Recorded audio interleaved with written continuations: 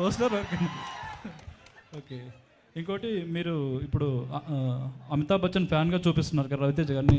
అలా ఆయన ఆల్రెడీ అమితాబ్ బచ్చన్ ఫ్యాన్గా ఒక సాంగ్ చేశారు 5 ఏళ్ల వయసుకి అమితాబ్ బచ్చన్ ఫ్యాన్ అని. ఇందులో వింటేజ్ లుక్లో చూపించి చేయడానికి మీరు ఎంత ఇందులో ఇంతకుముందు రవితేజ గారు చేయనివి చాలా ఐటమ్స్ ఉన్నాయి బచ్చన్ గారిని బేస్ చేసుకొని.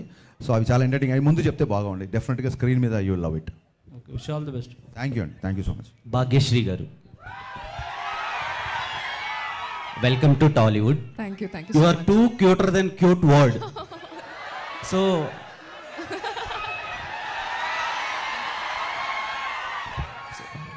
లుక్స్ చాలా బాగున్నాయి, looking gorgeous.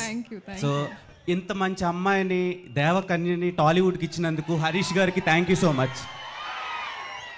So Harishankar garu, when I mean 10th standard I watched Mirapakaya movie. దండం పెడతా, మేము సినిమా ఇండస్ట్రీలో ఉన్నాము.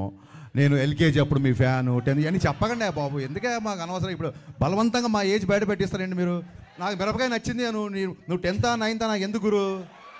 బాస్ సారీ, మేము చాలా ఇన్వాల్వ్ అయ్యాం. థ్యాంక్ యూ, అందుకని అడుగు. Thank you. అంటే మీ సినిమాలతో పెరుగుతున్నాం అందుకని.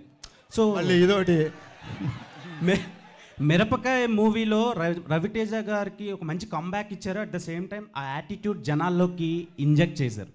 సో కంపేర్ టు మిరపకాయ ఈ ఫిలిం ఎంతవరకు కనెక్ట్ అవుతుంది? బెటర్ దెన్ మిరపకాయ ఉండబోతుందా? ఒక మిరపకాయనే కాదు, మనం నిన్న చేసిన సినిమా కంటే నెక్స్ట్ సినిమా ఎప్పటికైనా బెటర్గానే ఉండాలనుకుంటాం. మిరపకాయకి ఇప్పటికీ డిఫరెన్స్ ఏంటంటే ఓవర్ ద పీరియడ్ నాకు వచ్చిన ఎక్స్పీరియన్స్. సో డెఫినెట్గా ఈ సినిమా టేకింగ్ పరంగా కానీ, సినిమాటోగ్రఫీ కానీ, మా ఐనంక బోస్ విజువల్స్ కానీ, మిక్కీ జమేర్ మ్యూజిక్ కానీ, మిరపకాయకి అన్నిటికంటే కూడా, అంటే మిరపకాయలో ఉన్న ప్రతి అంశానికంటే కూడా ఎంటర్టైన్మెంట్ అవ్వచ్చు, హీరో క్యారెక్టరేషన్ అవ్వచ్చు, అన్నీ ఒక దానికి మెజర్మెంట్ లేదు, కొలమానం లేదు, కానీ డెఫినెట్గా 100 times బెటర్గా ఉంటుంది సినిమా, చాలా better. And KGF editor Ujwal Kulkarni గారిని తీసుకున్నారు. టెక్నికల్గా ఉజ్వల్ వెరీ ఉజ్వల్. సో ఆయన వర్క్ ప్లీజ్ కమ్ చేరేయండి.